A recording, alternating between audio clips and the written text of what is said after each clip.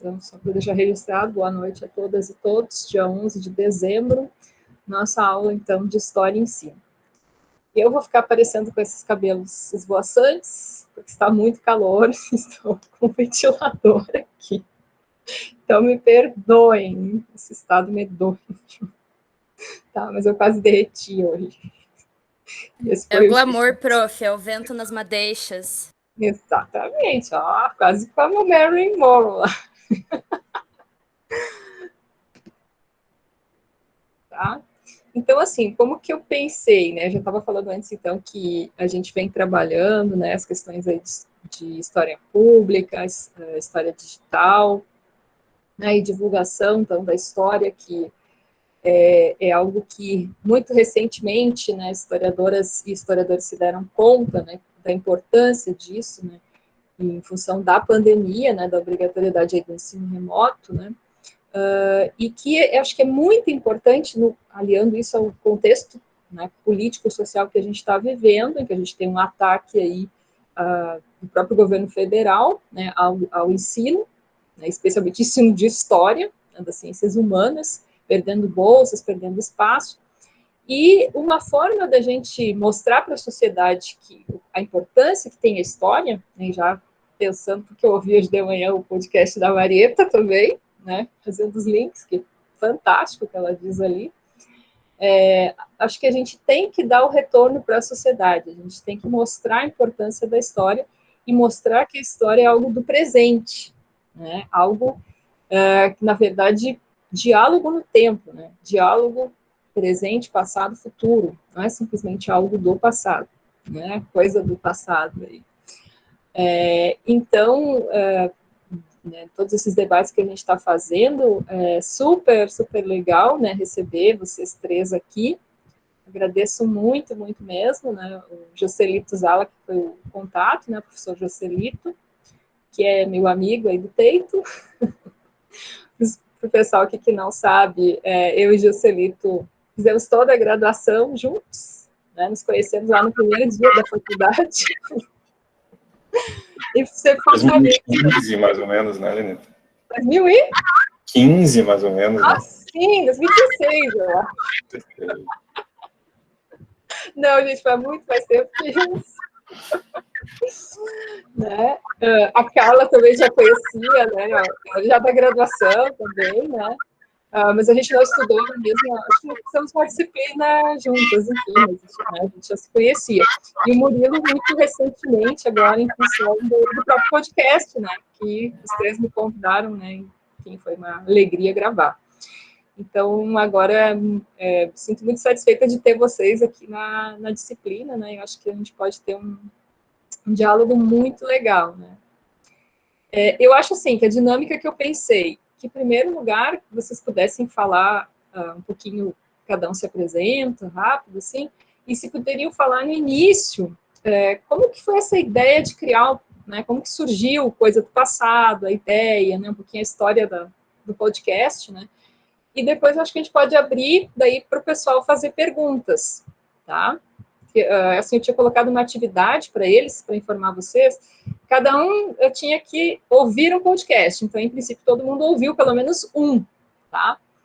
Para ter uma ideia, né, e a ideia para surgir questões também, então tem várias perguntas, já aviso vocês, porque eu coloquei lá no Moodle uma atividade e eles estão, tem um monte de perguntas lá, então, vamos ver se dá tempo até de responder tanta coisa, tá? Mas aí a gente pode começar, então.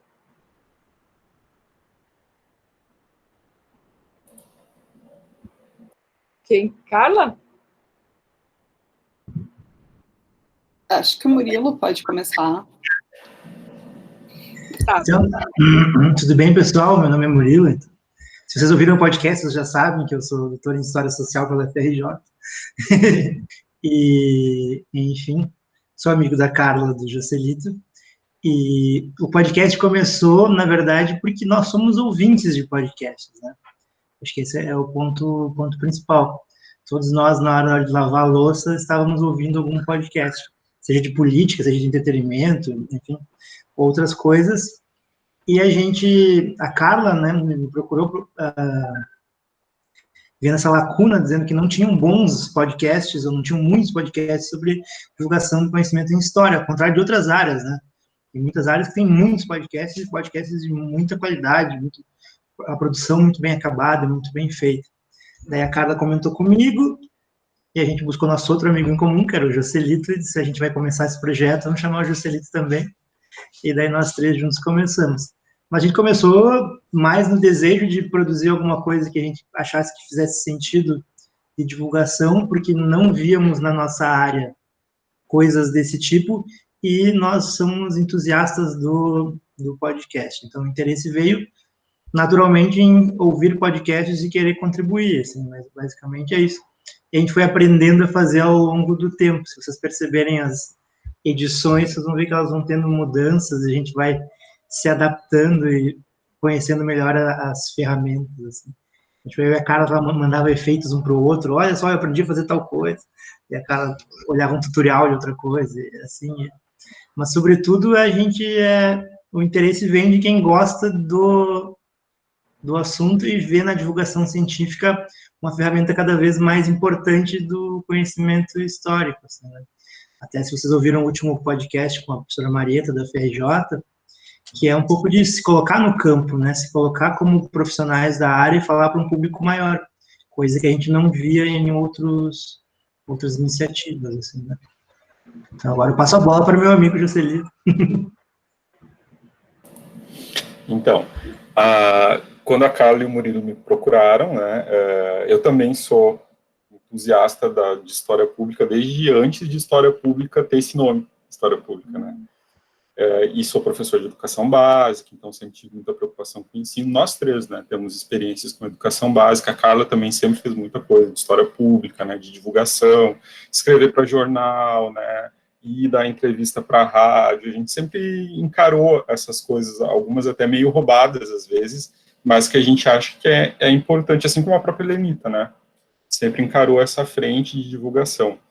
E aí o projeto veio e a gente ficou pensando, tá, qual a cara, qual o formato. Eu era e sou, eu escuto um podcast chamado, meu Deus, esqueci o nome do podcast, o do Le Monde Diplomatique, que é... Guilhotina. O Guilhotina. E o Guilhotina tinha umas dinâmicas, assim, de brincadeiras, de jogos, daí eu trouxe a ideia, quem sabe a gente faz umas brincadeiras, faz uns jogos, tenta brincar um pouco com o público, lançar questões para o público, interagir, e aí a gente foi desenhando o formato, né? Foi pensando essa coisa de se apresentar com uma dinâmica, aí os quadros foram nascendo também, porque a gente foi percebendo que, ouvindo os outros podcasts, né, que às vezes um podcast muito longo, se não for segmentado, a gente tem maior dificuldade de ouvir todo, e mesmo quando a gente quer ouvir todo, às vezes a gente quer parar, né, fazer uma pausa, retomar depois. Então a gente pensou nos quadros para fazer essa segmentação. Aí veio a ideia do Livre-se, né, que é um quadro de indicação de leitura, que pode ter relação ou não com os temas. Veio a ideia do Stalkeando, né, brincar um pouco com essa cultura digital, da internet, do Instagram e tal, de divulgar perfis, né, de projetos ou de historiadores que estão também fazendo divulgação científica. E a gente pensou, como é que a gente vai fazer isso, né? Qual é a ideia do recorte? E o Murilo é um sujeito que gosta muito de trocadilho, né, Murilo? E aí eu também gostava, e a gente ficou pensando, vamos fazer uma brincadeira. E a gente ficou, acho que umas semanas, pensando na ideia de trocadilhos para dar o nome. Até que me veio a coisa dessa pergunta popular, né, ou às vezes até uma asserção, afirmação, isso aqui é coisa do passado, a gente já ouviu isso, a gente escuta isso com frequência, né. Eu pensei, quem sabe a gente usa isso, aproveita esse mote aí de cultura geral, coloca como uma pergunta, porque aí a gente suspende, né, essa ideia de que é coisa do passado, e ao mesmo tempo a gente quis dar uma ideia, daí desenvolvendo já na nossa conversa, né, que é coisa do passado pode significar na pergunta que acabou ou não acabou, mas também pode significar que aquela coisa, aquele tema tem um lugar no passado. né? Porque às vezes a gente trabalha com temas e assuntos de história que parecem ser muito recentes, mas na verdade tem uma tradição, né? Que a gente pode remontar com uma própria história. A ecologia pode ser e o movimento ambientalista, né? Ele pode ser um movimento recente, mas as ideias de preservação da natureza remontam há muito tempo. Então a gente poderia pensar qual é o lugar disso no passado. Então é uma dupla pergunta, né? E aí daí nasceu um podcast com um formato, acho que mais temático, que também é um pouquinho, talvez, o diferencial em relação a outros podcasts que têm história, né? Geralmente costumam pegar um recorte mais tradicional, assim, de história didática, escolar, né? Ou um tema, a Revolução Francesa, ou tal. A gente também deu conta disso, né? Quando a gente falou de Inquisição, por exemplo. Mas a ideia é sempre meio que tratar de um tema e, às vezes, tentando fazer, né, vínculo, quando possível, com discussões contemporâneas, debate público, e, às vezes, a gente não estava pensando nisso e o debate público atropelou a gente e tornou a discussão atual, que foi o que aconteceu com a história do livro. Né? A gente já tinha pensado em fazer essa discussão, eu andei pesquisando bastante história do livro, história editorial no final da tese de doutorado, e vinha pensando um programa de pós-graduação sobre isso, e propus para o Murilo e para a Carla, que também trabalham com cultura letrada, impressos, vão fazer. E aí, quando a gente estava produzindo, veio a coisa da proposta do Paulo Guedes, do ministro da Educação, de taxar os livros, e com isso veio a campanha também contra a taxação dos livros, que deu uma outra cara para o programa, né? Então, acho que acabou que o formato foi sendo construído muito nesse teste. Vem uma ideia aqui, vem uma ideia ali, a gente não tinha tudo definido no começo, e muito em função das ideias também, assim, que a gente tinha sobre o que divulgar, como divulgar, né, usando os nossos repertórios pessoais também, e mobilizando os amigos, né, também é coisa legal, que a gente pode contar com a Helenita, com a Mônica, que trabalha com história das mulheres, do movimento feminista, a própria Marieta, né, que é uma especialista em história da disciplina, história também do campo profissional de história, foi minha orientadora, e aí eu disse, Marieta, não topa mandar um áudio pra gente? A Marieta, eu queria participar. Então vamos lá, vamos aproveitar, né? Então as coisas vão acontecendo, acho que muito assim, né? Vamos tateando, vamos testando, foi dando essa cara. E tu é professor do colégio de aplicação, né, da URGS, né? Isso. Eu achei muito legal só essa coisa do passado, porque vocês conseguirem achar várias músicas, né, que tem a coisa do passado. Aquela abertura, nossa, ficou show, assim. Isso é mérito todo do Murilo, daquela abertura. Uau, parabéns. Eu tenho um gosto um pouco peculiar, digamos assim. Mas nós temos, né? Então, casou. Quando ele mandou aquela abertura, eu olhei, que coisa horrível, adorei, amei, vamos fazer. E aí? Mas, como algo do Joselito, que é bom, sobre o formato, enfim, até os tempos dentro do programa, todos nós somos professores há algum tempo, né? Embora o Joselito muito jovem, em 2015 se formou, nós todos somos professores há algum tempo, e a gente sabe que uma aula de 45 minutos não funciona, né?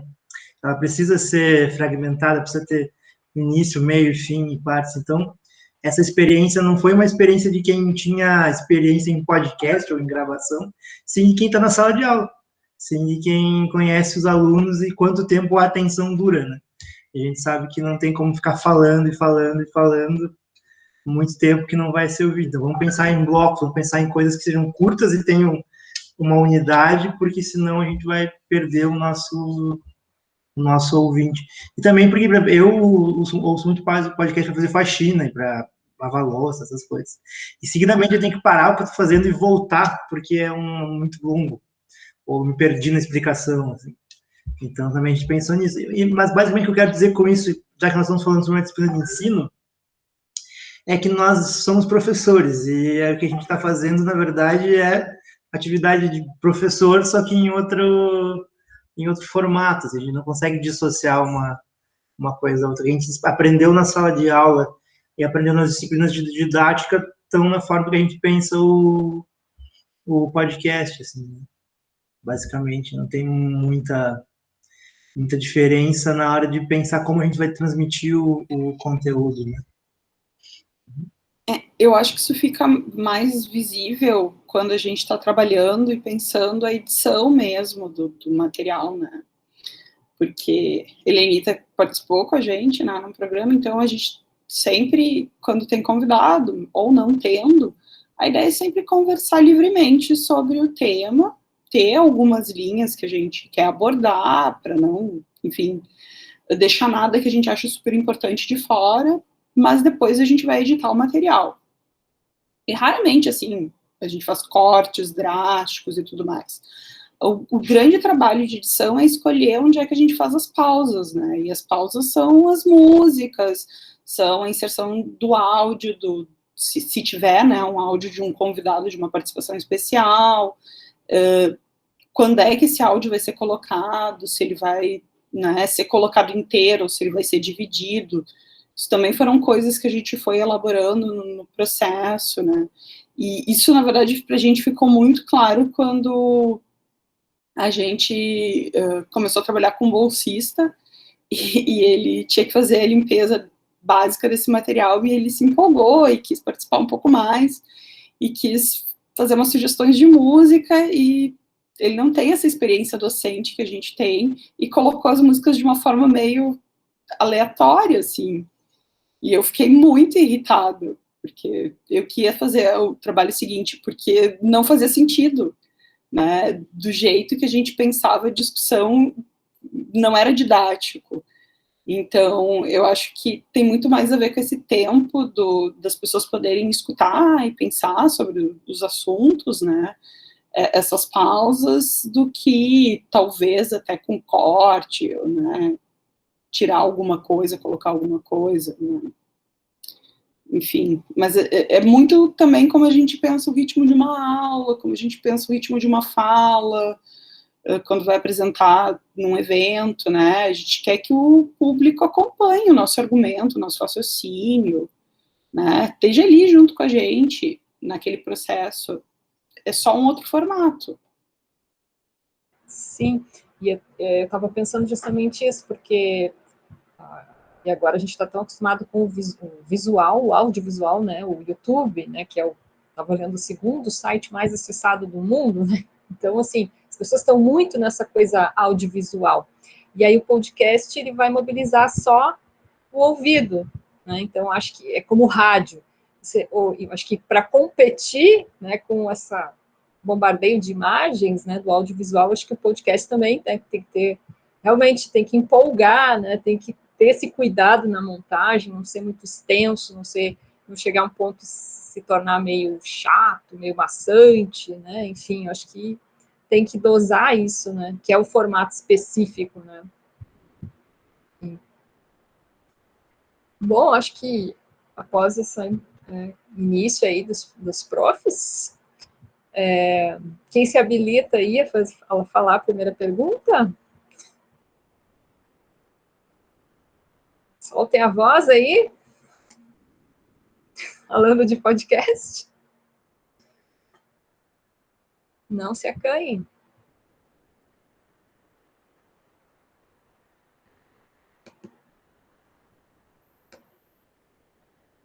Se vocês quiserem escrever também.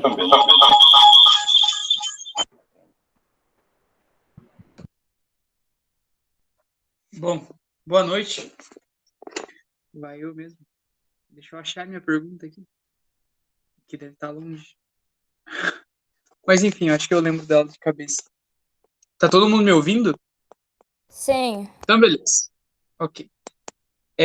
Eu ouvi o podcast intitulado Herói, e aí me veio uma questão, né? Vocês falam no podcast sobre que o brasileiro, ele tem a mania de esperar que um ser iluminado venha aparecer na sociedade de modo que possa conduzir a sociedade a um futuro próspero. E eu acho que isso se demonstrou muito presente na nossa eleição de 2018. Só que de um modo muito, muito rápido.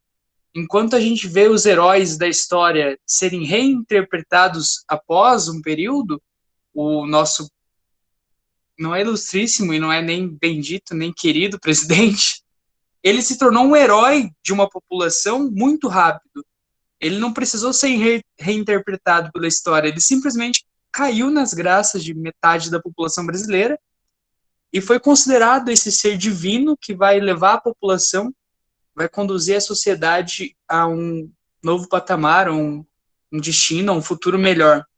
Aí, o que me vem é como a gente, enquanto historiador, enquanto formador de opinião, pode, dentro da sala de aula, ajudar a construir nos nossos alunos uma consciência de uma coletividade construtora, que a gente não precisa esperar que um ser iluminado, um ser divino, nasça no nosso meio para conduzir a sociedade, que a gente possa despertar um sentimento de comunidade, de coletividade construtora, como eu coloquei na minha pergunta na atividade.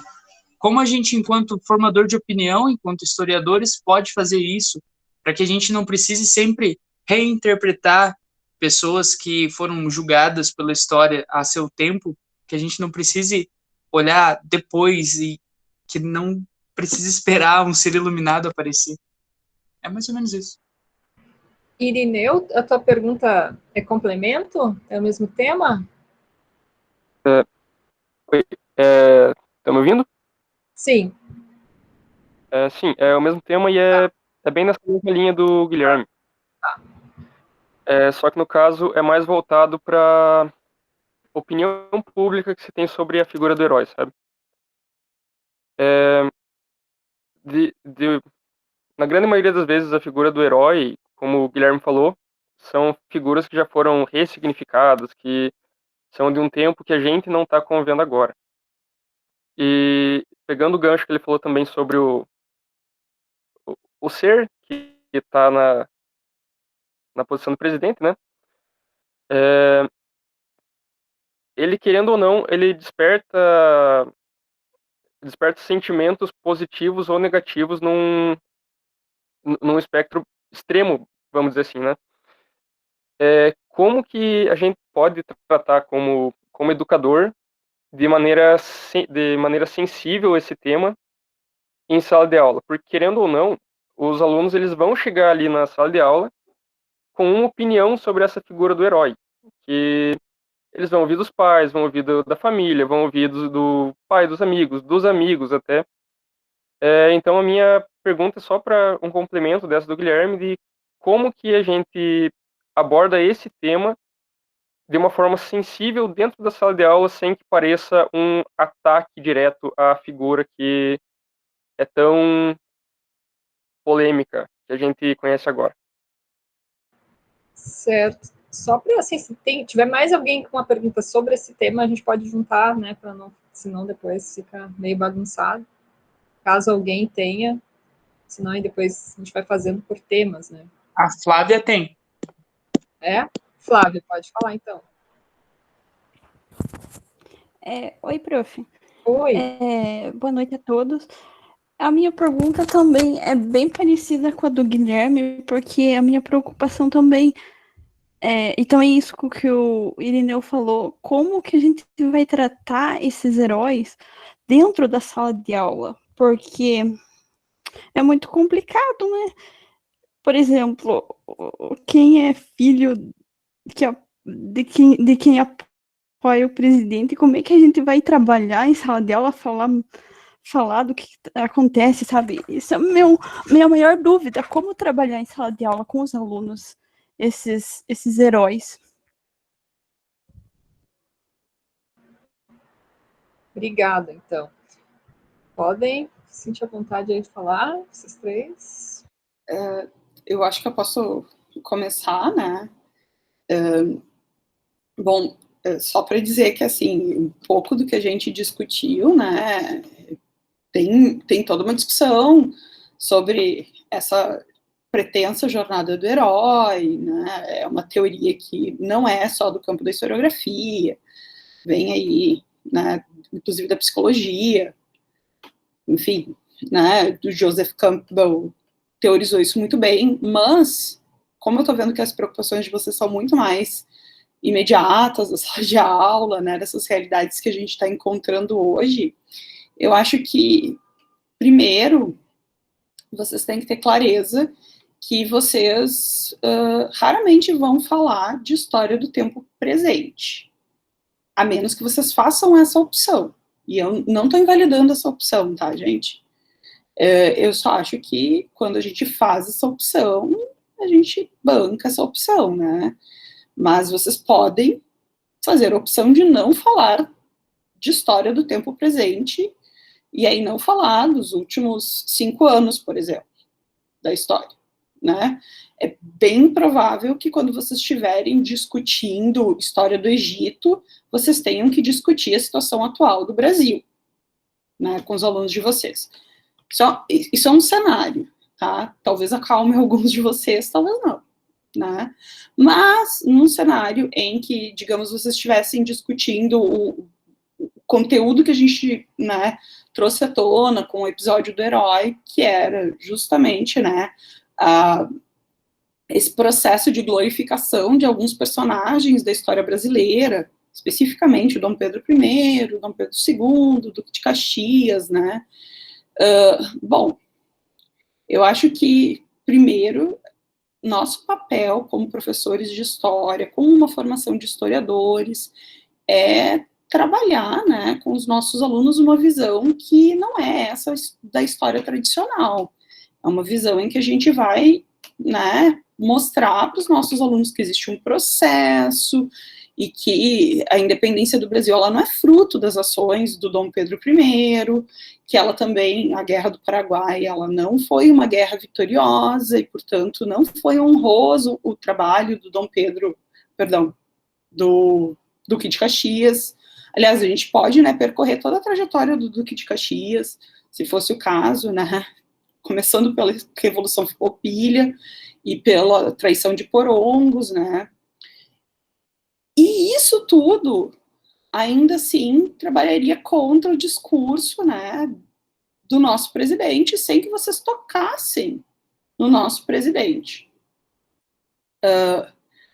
Agora, né, particularmente, eu banco esse tipo de confronto nas minhas aulas, se necessário, né? Nunca é fácil, mas eu parto do princípio que todos os alunos podem divergir de mim, e eu acho que a gente tem que deixar essa segurança. Não, tu pode divergir de mim, desde que tu venha no mesmo princípio do método historiográfico, tu venha aqui divergir de mim, trazendo fatos, trazendo eventos, a gente vai analisar e vai construir uma análise.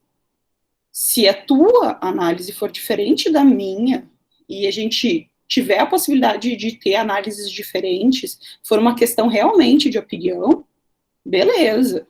Agora, se não for, aí temos problemas, porque não posso validar uma opinião que não é baseada no método historiográfico. E eu acho que essa é a grande questão, né?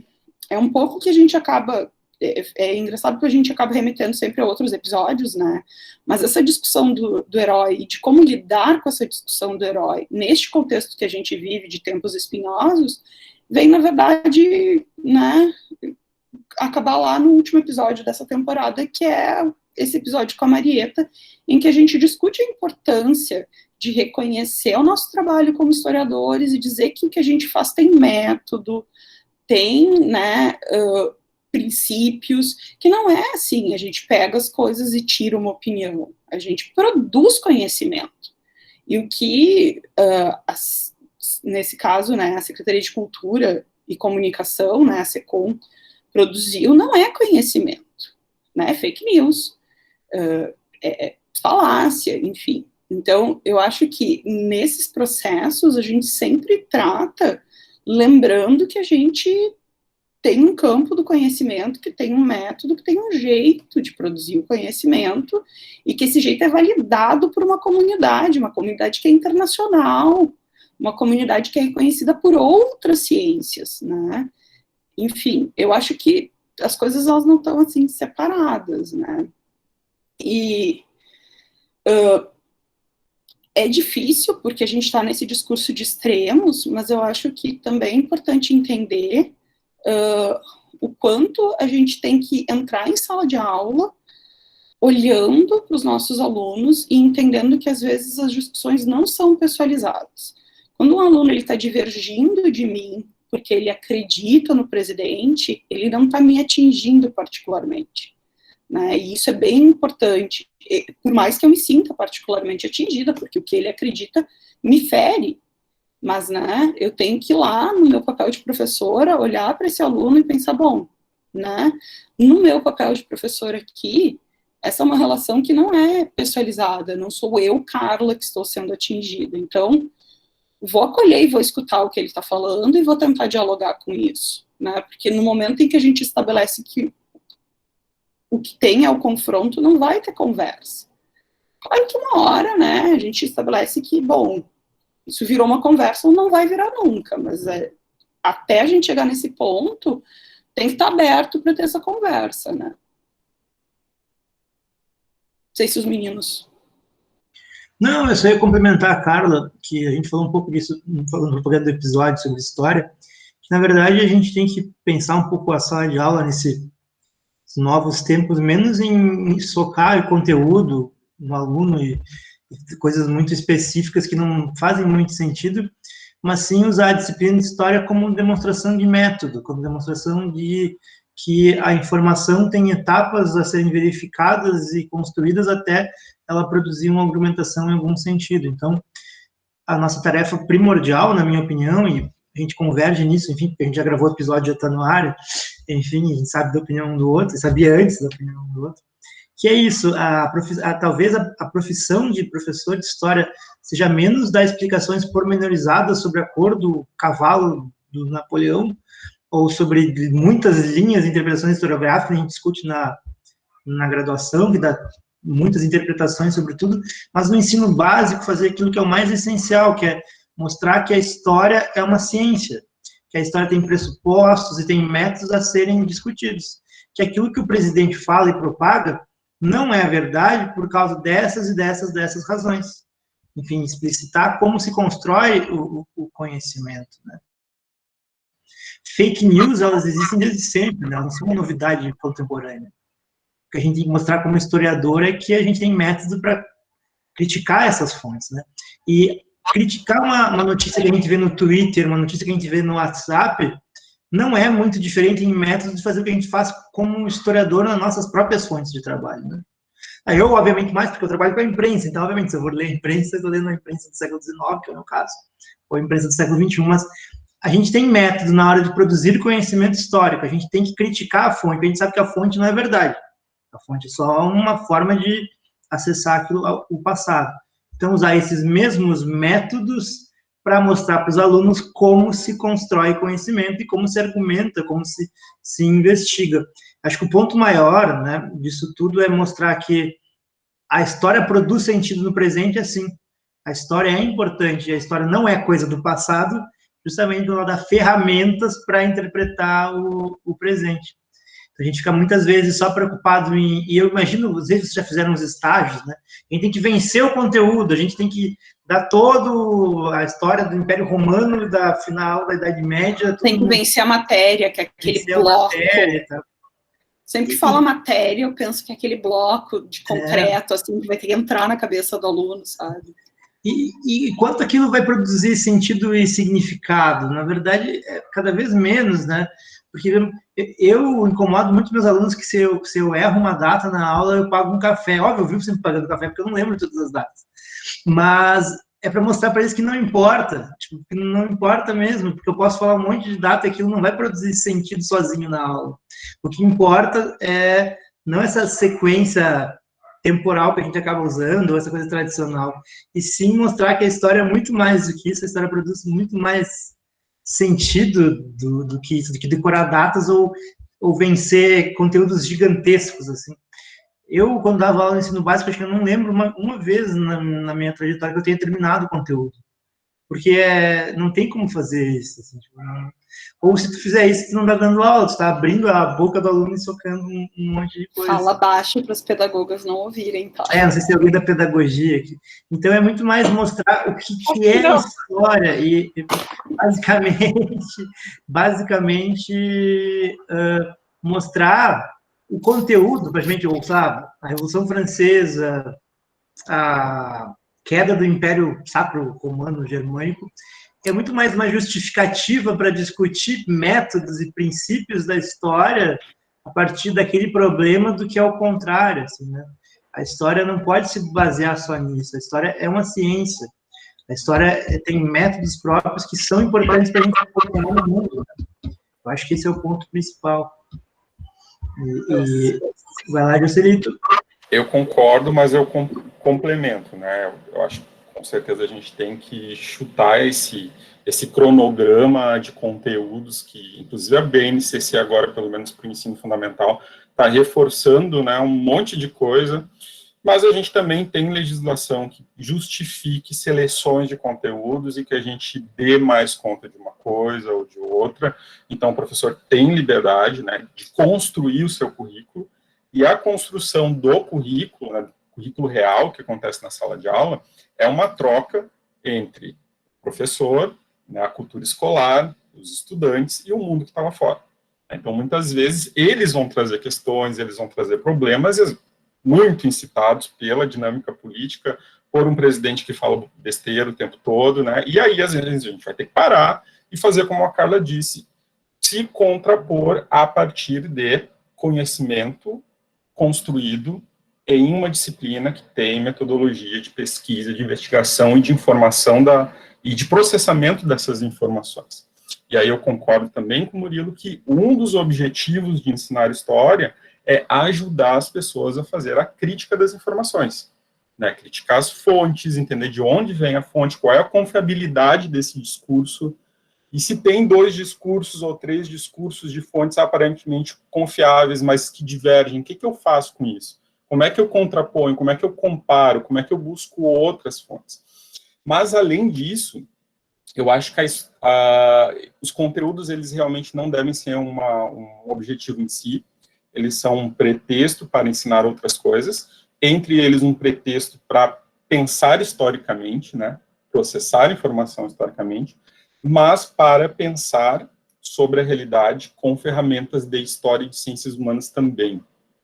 Então, eu acho que sim, a gente pode fazer uma discussão sobre essa figura do herói, né, ou essa função do herói, que muitas vezes adota um lugar de anti-herói, como é o caso do nosso presidente, né, mas que ecoa para determinado grupo da população como um herói salvador da pátria, etc. A gente pode fazer essa discussão sem tocar nesse assunto, né? A gente pode fazer isso desde trazendo uma discussão sobre heróis na antiguidade e tal, mas construindo ferramentas de leitura de mundo com isso. Ou comparando, por exemplo, não é a primeira vez na história do Brasil que a gente tem uma figura populista, né, que constrói um projeto político assim, com base em senso comum equivocado, né, ou mentira, ou com questões polêmicas, né. A gente pode pegar e discutir como é que isso se manifesta, por exemplo, na figura do Jânio Quadros, ou Fernando Collor de Mello, no contexto de abertura, né, é um sujeito que se mostrou como salvador da pátria. Então, de repente, trabalhando esses conteúdos, a gente oferece ferramentas para as pessoas entenderem o que está acontecendo no mundo hoje. Discutir autoritarismos no século XX pode ajudar a pensar o que está acontecendo hoje. Discutir fascismo pode ajudar a pensar o que está acontecendo hoje, né? Discutir democracia mesmo. O que é a democracia, como se construiu. Então, tem várias formas de acessar problemas e temas sensíveis, né? Acho que foi o Guilherme que usou esse termo. Acessar temas sensíveis do presente e sem talvez tocar em algo que possa gerar, né, gerar algum tipo de disputa, talvez, entre os próprios alunos, às vezes, que têm famílias que têm posições diferentes e reproduzem isso, então, porque pode até não ser pedagógico, dependendo do grupo, né, isso a gente tem que avaliar ou não, mas talvez se bota uma coisa muito tema quente da hora, vira um debate pelo debate, e como é que a gente introduz a ideia de que o que a gente está trazendo é conhecimento e não é só opinião, né? Então, tem várias formas. Eu acho que é sempre um jogo, assim, do professor sentir, mas eu concordo que a história serve para ajudar a pensar historicamente, mas para criar ferramentas conceituais, ferramentas gerais, que ajudem a pensar sobre várias coisas. Onde é que estudantes estudam, têm noções de economia na educação básica? A história que discute isso. Onde é que estudantes, até a sociologia e a filosofia entrarem no currículo, qual era a disciplina que dava bases e discussões um pouquinho gerais sobre sociologia? Era a história que trazia isso, né? Então, a história pode contribuir com muita coisa. Só para encerrar, um exemplo, vocês dois falaram do nosso presidente no episódio sobre o herói, só que a gente fez ele pensando na família real, né, no Dom Pedro. Então, como a gente consegue tocar em temas sensíveis e criar problemas e coisas para ser pensadas muito maiores do que só o conteúdo que propriamente está sendo discutido, né? A gente pensou e pautou o episódio a partir do vídeo institucional sobre o bicentenário da independência do Brasil, né? Que foi o vídeo da Secretaria Isso aqui era um vídeo, obviamente, que falava sobre o presidente, falava sobre toda essa ideologia do presente, mas a gente usou isso como escada para discutir as coisas do presente. Então, o próprio presente vai aparecer quase que naturalmente nessas nossas discussões. Assim, né? A gente está, enfim, a coisa mais básica da história, a gente está olhando para o passado a partir dos nossos próprios problemas. Né? Mas eu só queria reforçar que, professor... Tá? Não, é uma frase, eu só quero reforçar que vocês têm que lembrar que a opção do momento de fazer essas discussões é de vocês como professores, né? É aquilo que o Jocelito falou, quando é produtivo fazer. Não é se furtar de fazer, mas é escolher quando é produtivo. Só isso. Certo. Não, desculpa, não quis...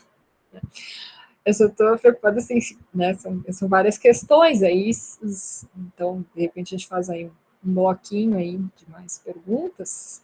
Então, os demais aí, por favor, se manifestem. Posso falar?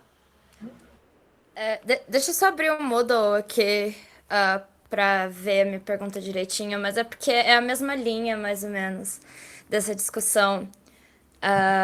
Também pensando a sala de aula, o podcast que eu ouvi foi sobre o passado, né? O passado é coisa do passado.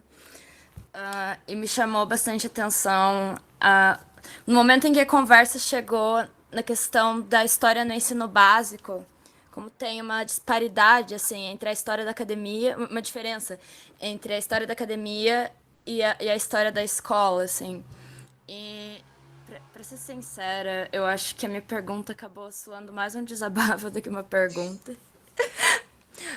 Mas, assim, nós temos um problema de que existem profissionais ótimos, profissionais excelentes, assim, ótimos historiadores que divulgam a ciência, ótimos professores, mas existem profissionais que são realmente muito incompetentes. É sério, na academia e na escola, gente assim que não tem um compromisso com a história, isso é muito preocupante, porque a gente fica pensando que professores que estão se formando para o tipo de coisa que a gente vê na escola, situações de racismo e misoginia em sala de aula, e um professor de história não saber intervir aquilo e associar o conteúdo. É assim uma questão, são coisas tão assustadoras, sabe? E na própria academia a gente vê isso também, às vezes. Não só no nosso curso, em todos os cursos, você sempre ouve alunos que reclamam de perderem matérias incríveis por causa de professores que não têm um compromisso com o ensino e com a educação. E isso volta à questão do passado, porque parece assim que... Não sei por que as pessoas não estão se apaixonando pela história como elas deveriam se apaixonar. As pessoas deviam sair da academia apaixonadas e querendo ensinar as pessoas, e você vê, assim... coisas horrendas no ensino básico, e que, claro, tem diversos problemas de que, sim, professores são pagos, assim, é um salário ridículo, são condições de trabalho péssimas, tem também todos os problemas sociais que envolvem a escola, mas tem muitos casos, assim, de historiadores que não dominam a própria teoria e epistemologia da ciência. Assim, Tipo, que historiador é aquela coisa, acho que foi o Murilo que falou, de que o passado serve para você ensinar o aluno a visão histórica, né? A ciência histórica, e não é o contrário. Tipo, você não só menciona a teoria porque você é obrigado a mencionar. Então, a pergunta é basicamente como formar professores e alunos também que vão querer ser bons professores, vão querer talvez ser historiadores, ou então pelo menos se interessar pela história. Como ativar essa paixão pelo passado? O que a gente está fazendo de errado para esse país, tá do jeito que tá? É isso. Obrigada, Beatriz. Quem mais assistiu esse episódio aí do passado, ou tiver alguma pergunta relacionada aí, aproveita. Eu. Uhum. Boa noite. A pensa foi mais ou menos nessa mesma linha do da Bia, né, de como a história, ela foi sendo criada, uma imagem dela, com um senso comum, eu já diria, muito grande na sociedade, a ponto de que ela é vista hoje, né, somente como algo de fato do passado, como se ela não continuasse a acontecer cotidianamente e não tivesse muito a nos ensinar ainda. Então, meu questionamento iria nesse sentido, como que nós, enquanto historiadores em formação, poderíamos desconstruir essa imagem de que a história ela é algo que está presa, somente presa no passado, que não acontece, levando em consideração todo esse avanço do negacionismo da história que a gente vai enfrentando, mesmo que a história avance enquanto ciência e agora com essa com o recente reconhecimento do historiador enquanto profissão, mesmo com esses avanços, como que a gente pode desconstruir essa imagem de um senso comum que foi criado da história? Mais alguém? Aproveitar aí.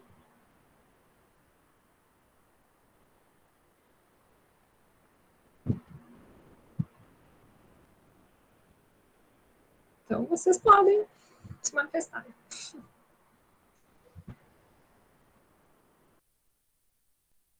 E aí, quem? As perguntas estão difíceis, aí, mas estão difíceis. Legais. Mas acho que a primeira coisa para a Beatriz, eu acho que não são só na história que tem pessoas incompetentes, na sociedade, tá? Então, em todos os lugares vão ter bons profissionais e maus profissionais. Acho que a primeira coisa, assim, calma, tudo tem jeito. Posso pegar só um gancho com isso, Murilo, e já te faço. Além de ter maus profissionais, a gente tem uma concorrência horrível. Que a gente não somos os únicos profissionais que formam consciência histórica. A gente concorre com jornalista, até com político, né? Que falam um monte de bobagem na história. Então, não é culpa nossa só. Essa coisa tá... Esse senso comum, né, que o Léo falou, tá tão desconectado, assim, né? Mas também é culpa nossa. Não é só, mas tem uma parcela. Que vai ter só um pouco desse distanciamento da academia. Acho que tem 2 pontos. Primeiro, tem conhecimento da academia que é para a academia mesmo. A gente não pode esquecer desse fato. Que a gente também produz para a academia e para os nossos com uma linguagem específica, que é parte do nosso trabalho. Mas a gente não pode terminar para o trabalho só nisso, né? A gente tem que fazer outras coisas. E acho que são essas outras coisas que não foram feitas durante algum tempo, que agora que a gente tem que retomar e começar a construir uma academia mais aberta, uma academia mais... falando mais com a sociedade. Eu acho que isso diz muito dos nossos próprios tempos, usando a história para analisar essa questão. O acesso à universidade não era tão popular, a universidade era um lugar elitista, quem estava lá estava ocupando espaços que se achava merecedor por ser de determinadas famílias, por ser de determinados lugares. Então, a universidade foi, de fato, durante muito tempo, um lugar distante, elitista. E agora, que com políticas públicas, que está se alterando e se modificando. A gente tem que ter essa consciência histórica sobre a própria universidade. E que bom que está se modificando, e que bom que a gente está preocupado com essas questões, elas estão sendo discutidas, né? E daí isso engata com outra questão, que responde as duas coisas, que é, quando a gente vai fazer isso? Agora, na formação de vocês como professores. Justamente esse é o momento. Ter uma formação qualificada e preocupada com esses temas que eu estava muito feliz que vocês estão preocupados, na verdade. Que é ser um profissional que produza, questionamento que faça sentido na sociedade, além só de dar aula. E, de fato, né, infelizmente, tem que gostar muito para dar aula, porque não é uma profissão que é convidativa. Está sendo cada vez menos, né? Mas é isso, é no momento da nossa formação docente, formação como professor, formação também como pessoa intervindo na sociedade, que isso vai ser diferente. A gente tem uma oportunidade de mudar isso e ver que a forma que se pensava a universidade, o conhecimento histórico antes não funcionou, né? Que descambou nesse tipo de conhecimento afastado da sociedade. Então, na verdade, eu acho que vocês já estão fazendo isso, vocês já estão respondendo a própria pergunta ao fazerem esses questionamentos e olharem para outros profissionais que vocês não concordam, não aceitam a postura deles. Assim. É justamente na preocupação com o professor que a gente vai ser, com o professor que a gente quer ser, e com o professor que a gente se constrói sendo, que a gente vai respondendo essas questões, agindo sobre essas questões, né? Mas ter consciência de que isso é um trabalho de formiguinha, né? Um trabalho que vai sendo construído paulatinamente, que até isso ser uma coisa maior vai demandar muito esforço próprio e a gente tem que seguir dentro desse esforço. Você estava concordando comigo com a cabeça, então eu vou deixar tu falar porque tu está concordando comigo. Não, eu já concordei, eu acho, a Carla. Eu concordo, assim, embaixo, e acho que, né, é isso, subversivos somos nós, a história é uma disciplina que foi criada, na verdade, para reforçar, né, as estruturas sociais. Os historiadores, o processo de profissionalização dos historiadores nas últimas décadas é que subverteu essa ordem, mas a verdade é que essa disciplina ela não foi criada para isso, né? Não estou dizendo que a gente tem que voltar atrás, pelo amor de Deus, né, gente? Não, nada disso. Mas estamos aí, né? Assim como a gente vai encontrar uma sociedade que é machista, misógina, racista, em qualquer profissão, a gente acrescenta aí as dificuldades, né, de ser historiador, de ser professora, nessa tarefa. Só lembrei agora na fala da Carla que eu acho que, assim, pelo menos no Brasil, tem 2 momentos-chave, assim, que modificam a formação de professores historiadores e que estão tensionando essa história tradicional. Um é o que nos produziu, nós aqui, que é um momento em que a história é conhecimento científico, né, e a formação para produção de conhecimento, pesquisa, investigação, chega na universidade, isso é década de 80, mesmo que 60, né, gente? Até a década de 60 a gente vai ter institutos históricos que vão falar de história de verdade, e a universidade é só para formar professor. E é professor que vai ler livro didático oferecido pelo MEC com doutrina, muitas vezes, né? Então, isso já mudou muita coisa, porque vocês veem, a professora de vocês já está trabalhando com temas diferentes, está trazendo discussões contemporâneas para vocês. E num movimento recente, como o Murilo lembrou, com cotas, políticas de assistência estudantil, a universidade se democratizou. E isso também gerou mudanças no próprio currículo. Na nossa época na faculdade, não tinha discussões de relação de gênero no currículo direto. Não tinha discussões sobre relações étnico-raciais, foi necessária uma legislação para isso. A gente não tinha história da África no curso de história. Não tinha história da África, né? Exato. Então, nem você... Nem ensino de história, né, José? Exato. Então, colocando em perspectiva, a gente está melhorando. Né? A gente está melhorando, tem um caminho. Mas é assim, é uma batalha.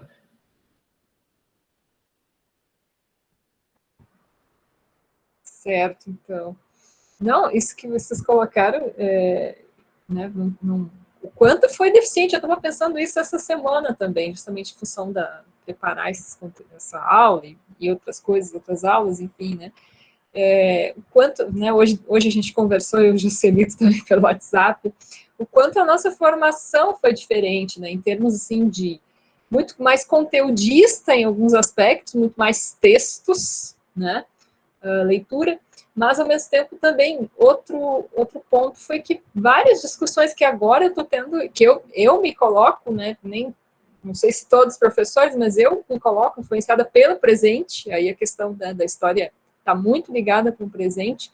Por que eu vou continuar reproduzindo, né, o modelo dos professores, né, lá que vários, inclusive, que eu não quero ser, não quero ter como modelo da nossa graduação, né, não podemos falar os nomes, mas, enfim, o presente é outro, né, então isso traz também desafios para a nossa docência, né, nós não podemos ignorar. E aí é um baita desafio, né, eu também já dei várias vezes história da África sem nunca ter tido isso na minha graduação, então eu tive que ler, pesquisar para dar aula, por exemplo, né, enfim, e todos esses debates aí que a gente está buscando por conta própria mesmo, então a gente também tem que, né, correr atrás aí de se atualizar, né, e isso é uma das questões que eu acho que permeia também, né, a profissão de historiador, historiadora, né, a docência, né, o chamado professor, pesquisador, né, não existe uma coisa sem a outra, né, então a gente, mesmo que tenha tido, né, uma graduação, de certa forma, quando a gente vai para a sala de aula, é outra realidade, né, sem falar no contexto micro, né, das nossas turmas, então, é sempre um desafio, né, eu acho que é uma profissão que, a vantagem que tem é que nunca cai na rotina, né, eu acho que é sempre dinâmico, é sempre essa troca, né, enfim, de seres humanos, né, e eu me vejo, assim, numa posição que eu estou sempre aprendendo também, né, eu acho que todos professores, de fato, acho que tem essa posição, né, então não tem esse distanciamento, assim, professor-aluno, né, que eu acho que não leva a lugar nenhum, sinceramente, né. Mas, gente, façam perguntas. Sei que vocês têm várias. Querem digitar ali, não querem falar? Querem usar o chat? Vocês que sabem. Se alguém mais, não sei se mais alguém pegou a Inquisição aí, eu posso fazer minha pergunta daí. Pode ser mesmo. Eu escutei no podcast muitas coisas assim que, na verdade, a Inquisição foi um tema sempre muito interessante para mim, assim, desde o primeiro contato, achei muito, muito legal. E eu fico assustada em conversar com muitas pessoas e saber que elas nunca tiveram contato com esse conteúdo. Meu namorado, por exemplo, tá na terceira faculdade dele agora e ele não tinha trabalhado com Inquisição, ele mal sabia o que era. Então, assim, fiquei meio chocada, assim, até.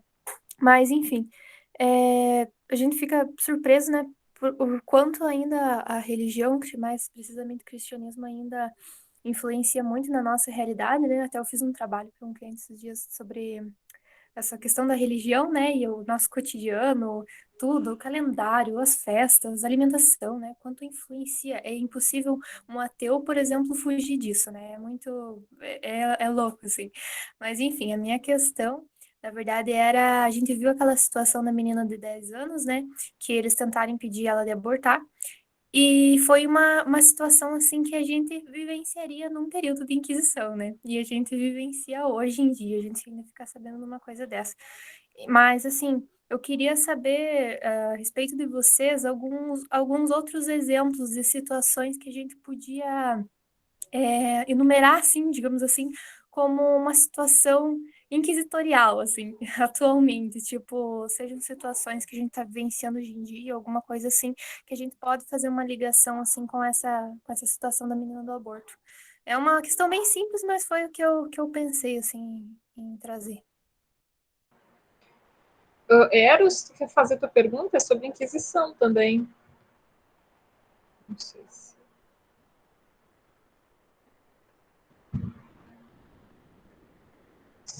Ele fez lá no Moodle.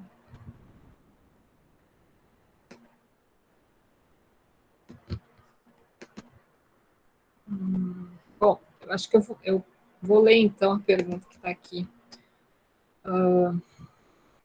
Colocou. Realmente. Está aberto o microfone. É realmente incrível que mesmo após centenas de anos, a Igreja Católica ainda permaneça intensamente hegemônica em nossa contemporaneidade, pois os líderes da instituição conseguem moldar quase que perfeitamente os aspectos de doutrina em seus seguidores fiéis, os quais acreditam cegamente nos mais variados assuntos, como, por exemplo, na situação envolvendo os revoltosos que se manifestaram contra o aborto, no caso da menina que foi estuprada ao longo de anos.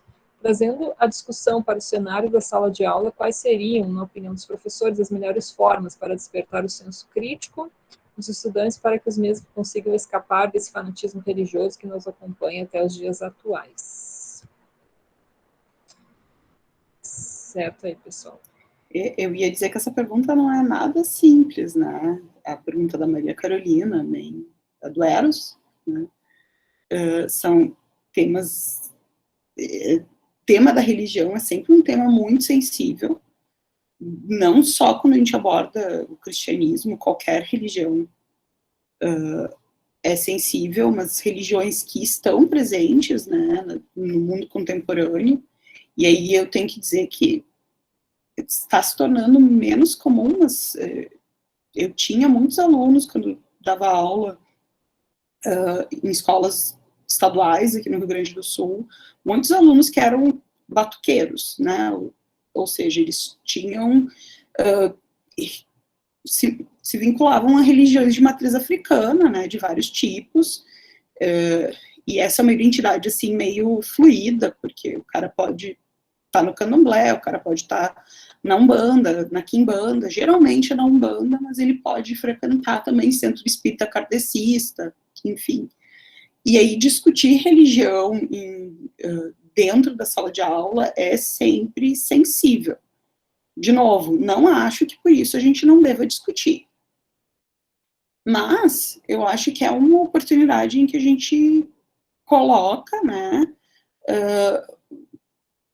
o espaço, né, da temporalidade das coisas. Então, falar sobre Inquisição é falar sobre como a não separação do Estado e da Igreja, né, permitia que a Igreja perseguisse as pessoas por práticas que hoje deveriam ser controladas ou não pelo Estado.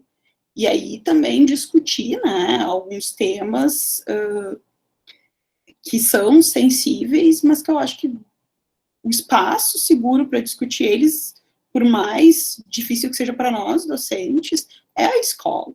Discutir sexualidade é o espaço escolar, e aí eu não estou falando de discutir sexualidade do ponto de vista biológico, né, e aí a gente tem que começar, né,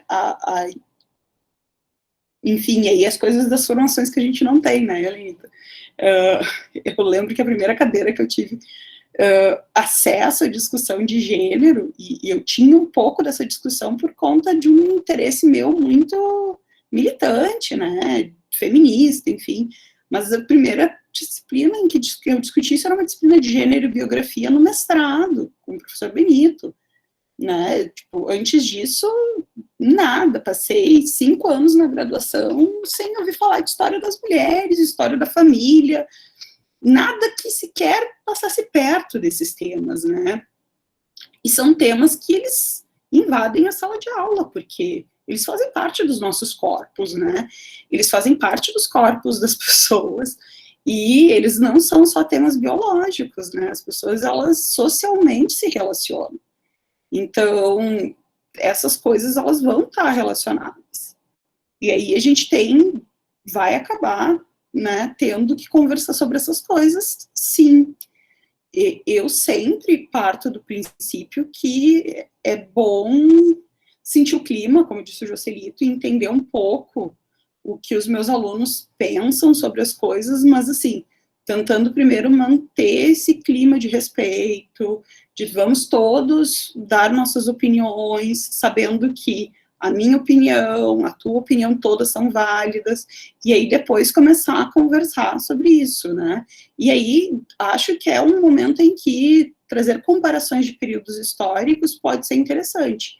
Trazer a Inquisição para essa discussão pode ser interessante, trazer, por exemplo, a discussão do sufrágio universal pode ser interessante, né? Trazer a discussão do divórcio, né, que é uma lei muito recente no Brasil, pode ser interessante, e a aprovação do divórcio, ela hoje é associada a uma diminuição da taxa de feminicídio, muito embora não existisse essa caracterização do crime, né, do feminicídio, como é hoje caracterizado na lei, mas existem pesquisas que mostram que crimes que podiam ser caracterizados como feminicídios caíram com a aprovação do divórcio no Brasil.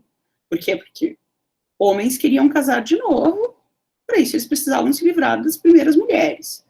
Então, é um momento em que a gente pode discutir algumas coisas, assim, estou só pontuando algumas coisas do ponto de vista da discussão, né, histórica dos direitos reprodutivos, dos direitos femininos, que tocam nessa discussão da religiosidade, mas tem muito mais coisa, gente, dá para abordar por muitos lados, e eu acho que, por exemplo, quando a gente tem casos como os que recentemente vem acontecendo de agressão a casas e templos, né, de matriz africana, e a sacerdotes dessas religiões, isso também é um momento para abordar, né, o papel do Estado na proteção da liberdade religiosa no Brasil, e se a gente tem uma separação entre Estado e Igreja, né, porque a não dissociação entre Estado e Igreja significa que existe uma igreja, né, uma religiosidade, e não a liberdade religiosa. E aí, gente, e não só Inquisição, dá para resgatar Reforma Protestante, Contra-Reforma, enfim, a gente pode trabalhar com outros períodos históricos também. Mas eu acho que a Inquisição, ela tem esse apelo, porque, né, fogueira, processos, tem toda a discussão processual que o Foucault, né, faz tão bem, que eu acho que tem um apelo, mas eu acho que a gente também tem que tomar um cuidado, assim, muito grande, para não cair no exotismo, né, tipo, porque esse exotismo pode criar uma curiosidade mórbida, e com adolescentes isso é sempre um risco, né, mas, assim, é só uma preocupação, porque já aconteceu comigo uma vez sem querer, né, mas é isso.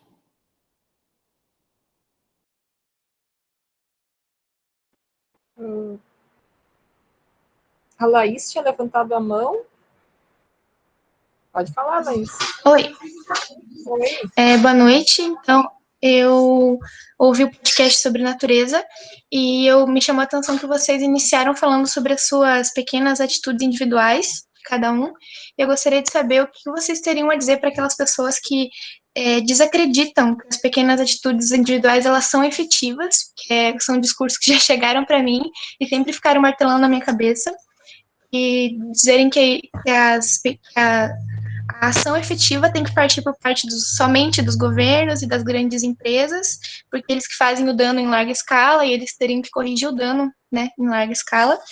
E também me ocorreu sobre a questão do meio ambiente no ensino de história, se cabe essa discussão dentro da sala de aula, na disciplina de história, e se cabe de que forma que inserir ela no conteúdo, assim.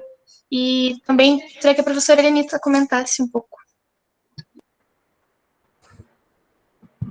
Olha só. Essa pergunta é para a Elenita. Não vou dizer nada, mas é tu, Elenita. A Elenita responde melhor que a gente essa questão. Ela que era convidada, inclusive. Só que... Então tá, né? Eu vou falar. Mas vocês podem dar também a opinião de vocês, né?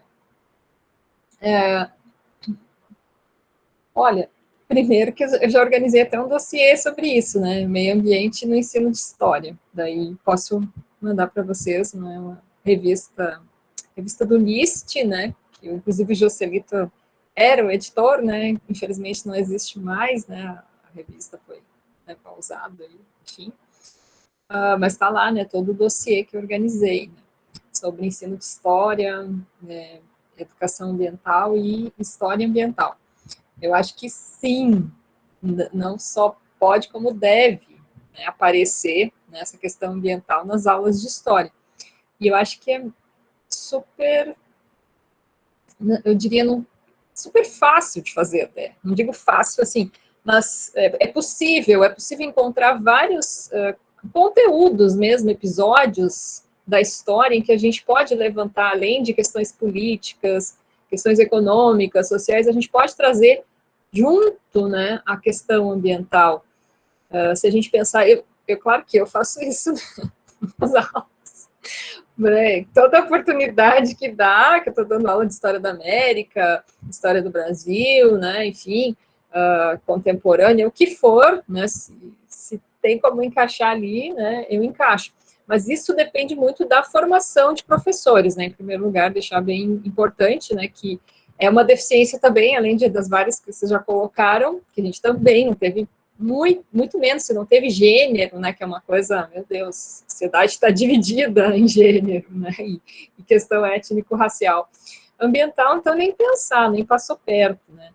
Mas, assim, isso deveria ter disciplinas, nem que fosse uma disciplina para tratar de temas transversais, não sei que formato, né, mas pelo menos trazer todas essas discussões e trazer também, né, a questão ambiental, e aí, disciplinas de ensino também, né, de estágio, voltadas para o ensino, trazer essa questão ambiental, e inclusive eu vou trazer na volta das férias para essa disciplina, mas assim, eu acho que tem várias formas, por exemplo, quando você vai falar da invasão da América, né, pelos portugueses e espanhóis, que eu dou aula, estou dando esse tema, inclusive, né, em América 1, falando da invasão, já começa por aí, né, que não é nem descobrimento, nem conquista.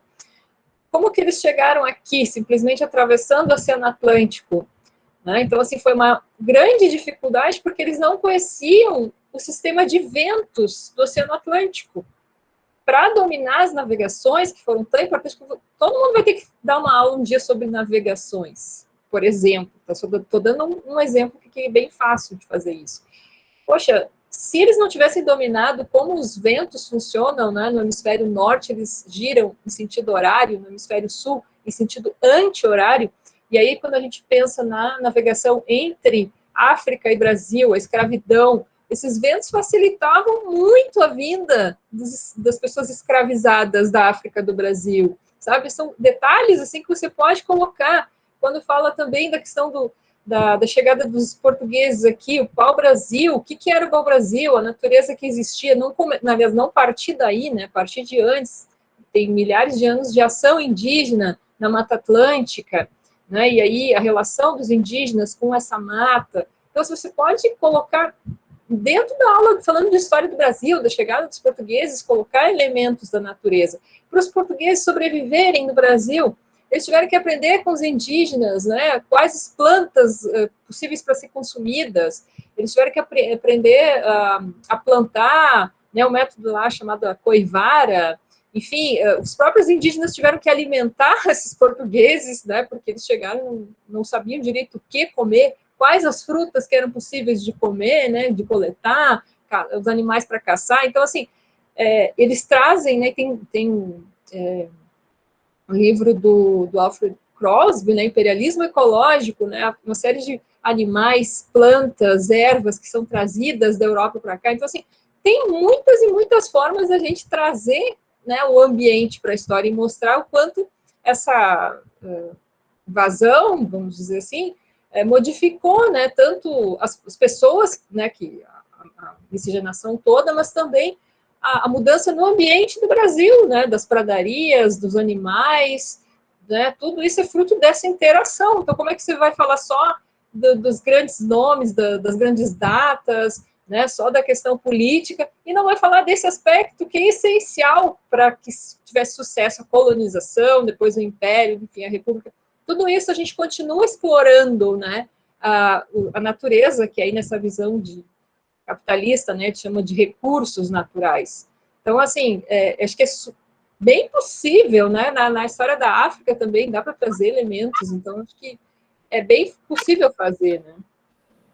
E sobre as ações, eu diria que aí envolve a questão da ética, né, que é bem complexa, eu não vou poder entrar nisso agora aqui, mas ética ambiental, que aí eu diria, né, que a resposta é tanto a gente tem que, como indivíduos, né, pensar nisso e mudar as nossas atitudes, mas também, mais importante, impacto global vai ser, né, a mudança dos governos e empresas. Mas pensar assim não exime nós, né, de também termos as nossas atitudes individuais, que é uma questão de ética em relação ao ambiente. Né? Quer falar, José? Sim.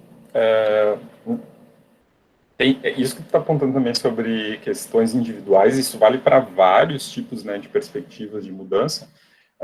É individual, mas se 1 milhão de pessoas adotam isso como hábito, imagina o impacto. Uhum. É importante, sim, ter essa mudança no nível micro. Eu não sei se tu quer comentar mais sobre história ambiental mesmo, Elenita. Eu estava pensando sobre uma ponte com história pública e ensino. Olha... Pode ser? Sim. É rapidinho. Claro. É que eu estava pensando agora, te ouvindo, e lembrando da pergunta também da Beatriz, antes, sobre um pouco da desconexão entre a história produzida na academia e a história ensinada na escola, né? É porque tem muita pesquisa que é recente mesmo no Brasil. E às vezes não deu tempo de fazer a tradução disso para material didático, não deu tempo de entrar dentro do livro, não deu tempo de virar uma política pública de educação. Então, é a gente que está fazendo a nossa geração de professores e vocês. Né? Então, vocês vão ter essa tarefa, né? Até porque, em pesquisa histórica, a gente pesquisa um objeto específico. Né? Como professor, a gente é generalista. Então, a gente tem uma formação ampla que permite falar de todos esses assuntos, né? Mas ninguém sabe a fundo um objeto específico. Então, a gente vai ter que estudar mesmo e fazer esse esforço de tradução didática, ou fazer esse esforço de divulgação científica, né? Então, eu estava pensando quanto o lugar do podcast da história pública é parecido com esse lugar do professor, né? A gente provavelmente, se não tivesse estudado, não teria conta, não teria como dar conta de muitos dos episódios temáticos que a gente fez. A gente teve que são poucos deles que a gente realmente preparou em função das nossas pesquisas específicas no campo da história. E o nosso quadro também, né, do Pode Mandar Áudio, né, com essa brincadeira do áudio e tal, foi muito em função disso também, né, de buscar esses conhecimentos novos, recentes, né, divulgar eles, além de respeitar, evidentemente, né, esse lugar dos especialistas, né, então, isso se desdobrou depois trazendo a Elenita para falar desse assunto, então, às vezes a gente pode trazer o especialista para falar, não vai ter o especialista para ir na sala de aula, mas o especialista tem um podcast, ou tem um vídeo no YouTube, ou publicou um texto no jornal, então já tem um meio caminho andado aí e a gente vai ter que ir atrás mesmo, né? Então, acho que é por aí. Com certeza, né? Isso às vezes, acho que os estudantes não têm a noção, eles acham que a gente sabe tudo, né? Eu ia aproveitar para comentar que eu tive uma experiência similar e era uma coisa que a gente deve em breve discutir as pautas para a próxima temporada, né? E justamente porque eu tive que ir atrás de material para dar uma aula sobre história indígena para os meus alunos, eu ia pautar que a gente, né, talvez pensasse em alguma coisa assim. E é muito isso, né? O que a gente tem de trabalho historiográfico recente sobre história indígena propõe que a abordagem seja diferente em sala de aula. Mas não deu tempo ainda das pessoas produzirem material didático. Então, tu tem vídeo no YouTube, tu tem um episódio de uma série documental boa, mas é isso, assim, tá tudo no calor do momento. Por um lado, eu acho lindo, eu adoro chegar nas minhas aulas e dizer para os meus alunos, olha só, gente, vocês estão vendo que foi produzido nos últimos 10, 20 anos. Eles bocejam, porque eles não têm nem 20 anos, né, então eles acham que aquilo tudo é muito velho, mas a gente sabe que não, que, tipo, estamos trazendo o que tem de mais recente, mais novo, novidadoso de história, né. Mas esse também é um trabalho que a gente tem que fazer. E aí eu queria voltar para a pergunta da Beatriz também, para fazer uma reflexão sobre o lugar do professor do ensino básico no Brasil. Porque eu tive uma experiência, alguns anos atrás, trabalhando com formação continuada, que é quando a gente oferece, né, instituições de ensino superior oferecem cursos de formação para professores que já são graduados, enfim, né? E eu ia para o interior e não é que as pessoas não quisessem se atualizar, elas não tinham acesso. Então, às vezes, esse processo tecnológico que vocês estão vivendo em sala de aula não é o processo que o professor que tem 15 anos de sala de aula viveu, e ele não está inserido nessa mesma dinâmica. Para ele, um podcast é um negócio que ele nem sabe o que é, né? E a gente teve um pouco isso no processo, né, o quadro Pode Mandar Áudio, de ter que, às vezes, explicar o processo de como é que gravava, como é que a gente ia editar para alguns especialistas, enfim, era um processo delicado, porque a pessoa estava insegura.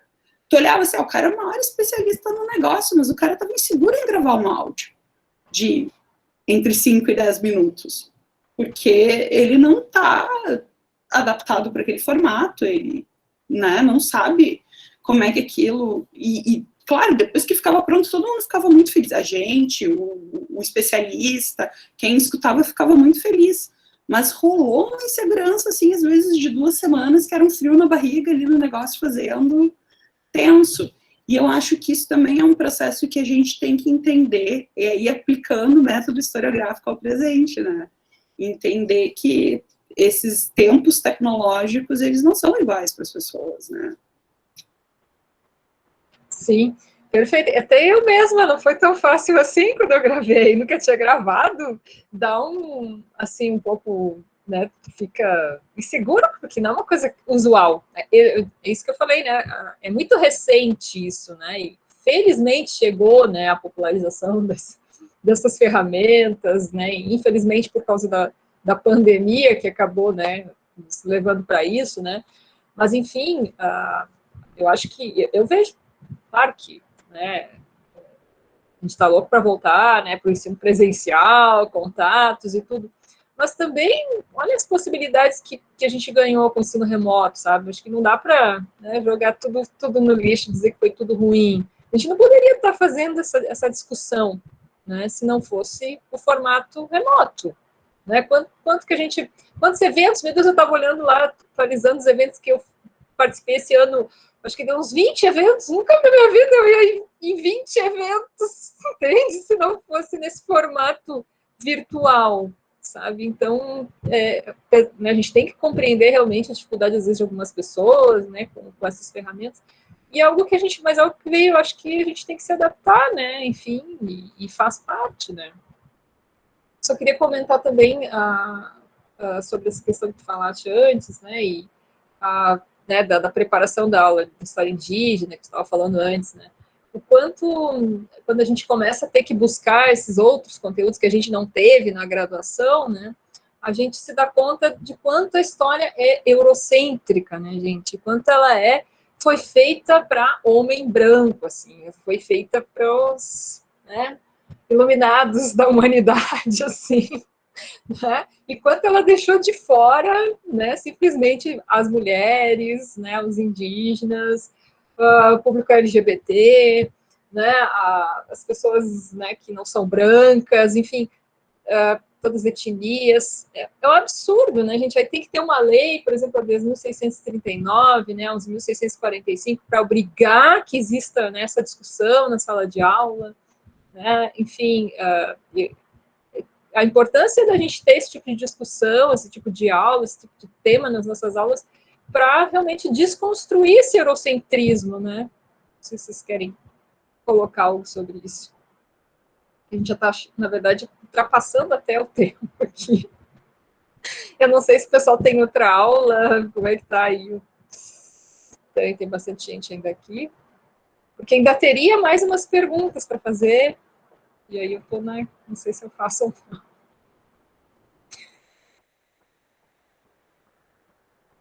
Pessoal. Vocês? Ah, eles têm aula. Não é isso. Pois é. Ah, mas outro prof não chegou. querem colocar mais alguma coisa, de repente eu mando para vocês as questões que ficaram também, né? Vocês acham? Pra gente não se estender demais, né? Aí, vocês quiserem fazer uma considerações finais aí?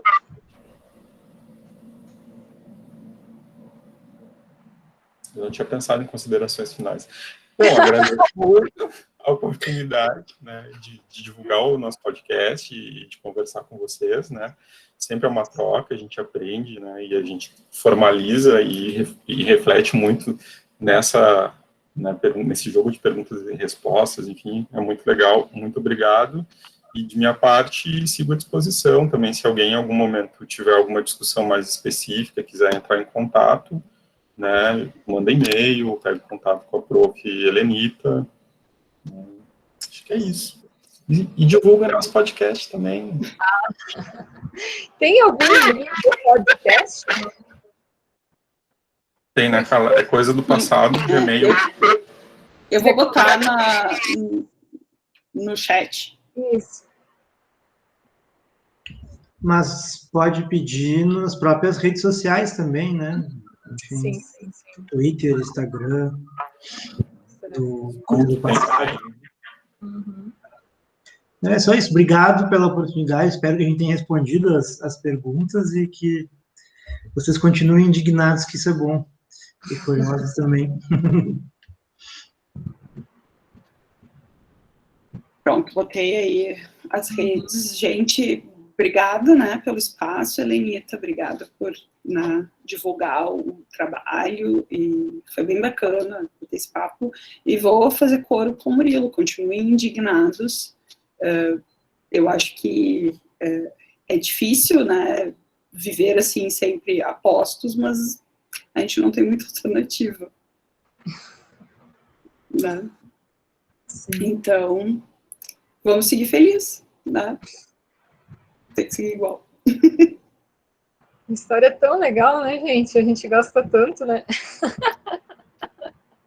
A gente é apaixonado, viu? Não dá dinheiro, né? Eu sempre digo, mas eu fico pessoas, né? É tão legal, eu dediquei minha vida inteira a esse negócio. E quando dá dinheiro, a gente gasta tudo em livro. Né? Dá dinheiro? Não sabia ter parte desse. Mas às vezes paga as contas, daí a gente faz mais. Boa noite, Laís. Temos livros que estão na estante lá, não dá tempo de ler tudo. Boa noite, então, pessoal, queridos e queridas. Tá? Gente. Obrigada demais, Juscelito, Carla e Murilo. Adorei. Boa noite. Obrigada pelas falas. Boa noite, Beatriz. Parar de gravar.